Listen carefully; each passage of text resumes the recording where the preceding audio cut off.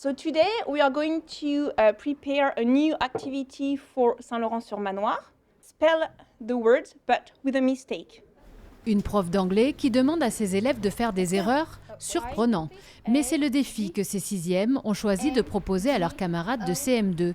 Trouver l'erreur du mot qu'ils épellent et ainsi réviser leur alphabet et leur prononciation. I, E, O. Là, c'est les parties du corps, les chiffres et les couleurs. Et du coup, c'est pour qu'ils essayent d'orthographier bien les mots et qu'ils trouvent les fautes. Ce travail est certes ludique, mais c'est aussi un moyen de responsabiliser les élèves et de les stimuler sur l'ensemble des notions apprises pendant l'année. Avant, j'avais pas trop envie de réviser et puis maintenant, ça me donne envie de plus en plus de réviser. Pour eux, ils ont vraiment l'impression de s'amuser. C'est le terme qui revient souvent, c'est « j'apprends sans m'en rendre compte ».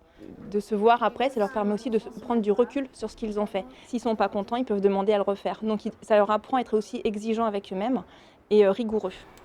Via une plateforme sécurisée, les vidéos des sixièmes sont envoyées au CM2 de Saint-Laurent-sur-Manoir. Dolan.